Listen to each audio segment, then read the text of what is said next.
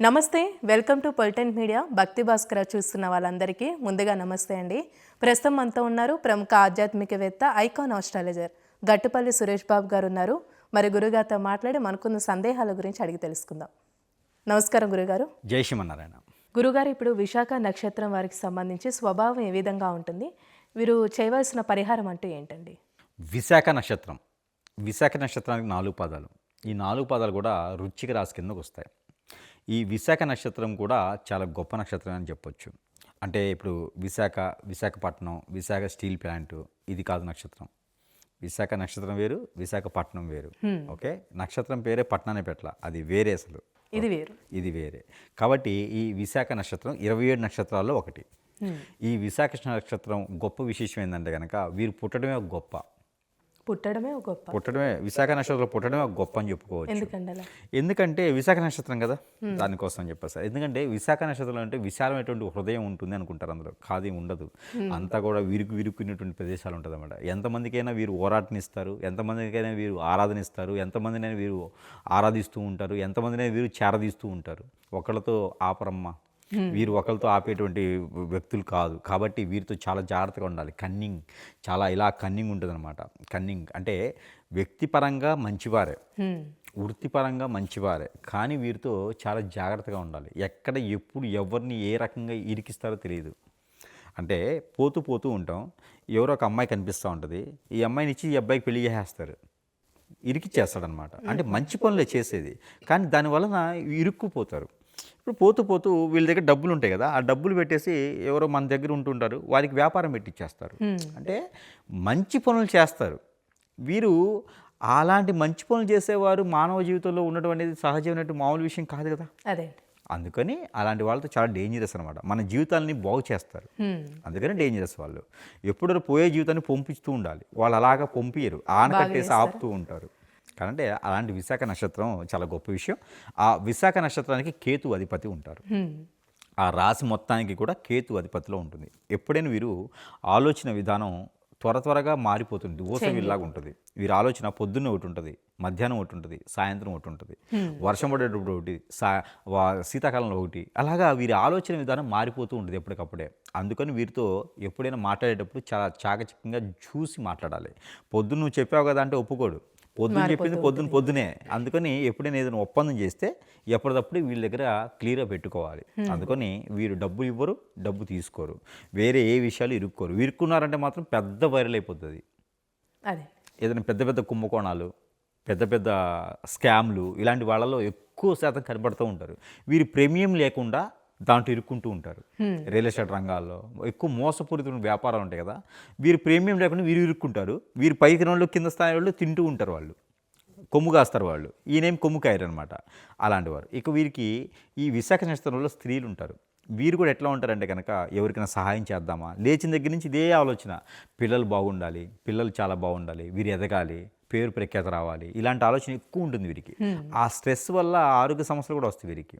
Stomach రిలేటెడ్గా, అలానే kidney, liver ఇలాంటి సమస్యలు, ఒబిసిటీ ఇలాంటి సమస్యలు వీరికి ఎక్కువగా వస్తాయి. చర్మ వ్యాధులు ఎక్కువగా వస్తాయి వీరికి.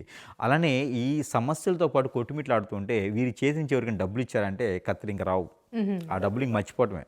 ఆ డబ్బులు రావడం కోసం శత్రువులు కూడా అవుతారు. మంచితనంతో డబ్బులు తీసుకొని శత్రువులు కూడా అవుతారు.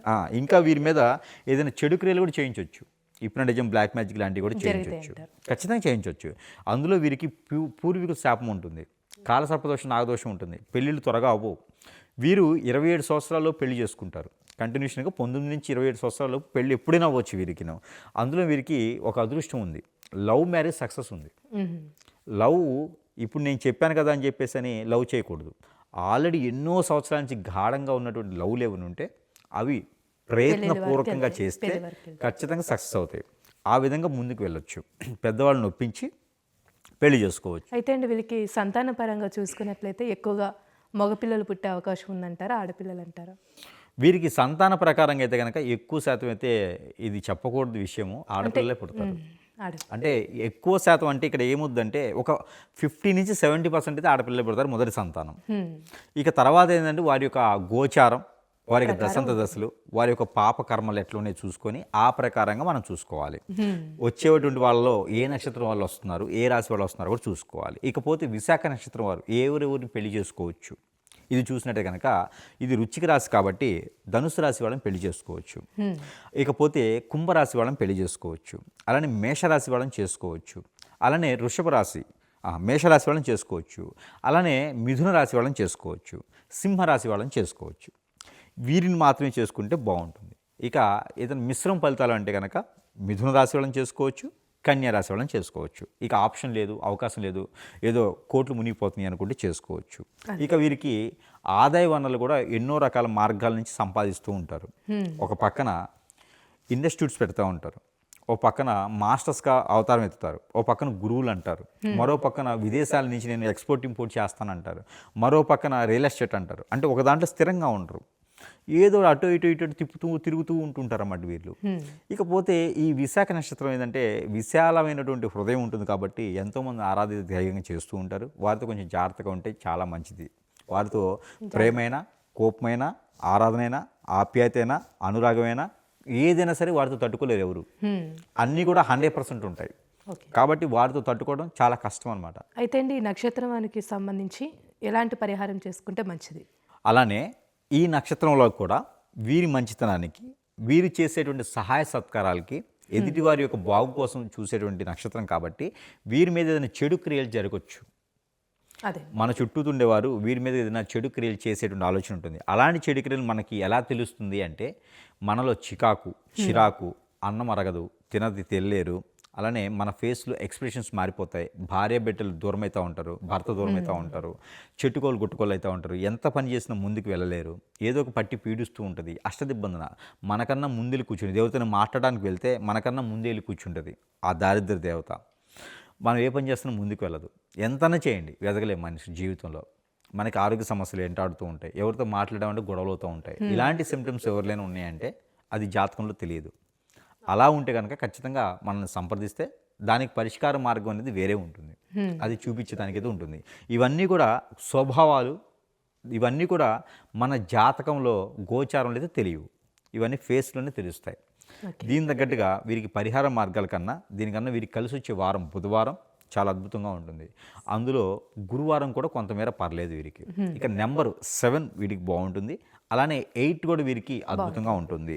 అలానే వీరికి ఈ జీవితకాలం కూడా లక్కీ నెంబర్గా పెట్టుకోవచ్చు. 3 కూడా వీరికి కొంచెం బాగుంటుంది కొంతవరకు. 3 ఎప్పుడు వాడాలంటే 21 సంవత్సరం దాటిన తర్వాత 3 నెంబర్ వాడుకోవచ్చు, లక్కీ నెంబర్ వాడుకోవచ్చు. ఇకపోతే వీరికి కలర్స్, వీరికి ఊదా కలర్, గచ్చకాయ కలర్, కాఫీ కలర్ వీరికి అద్భుతంగా ఉంటాయి. మరొక కలర్ ఏంటంటే వైలెట్ కలర్ కూడా వీరికి అద్భుతంగా ఉంటుంది.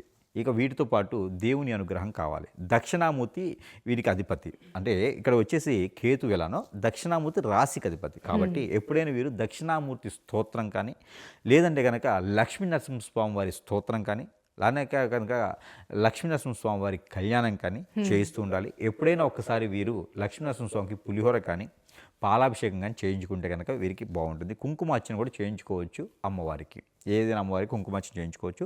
ఒక 3-4 కనుక ప్రతి 3 మాసాలకు ఒకసారి బట్టలు దానం చేస్తే చాలా మంచి జరుగుతుంది ఈ నక్షత్రం వారికి. చాలా చక్కగా తెలిసే గురుగారు, ధన్యవాదాలు.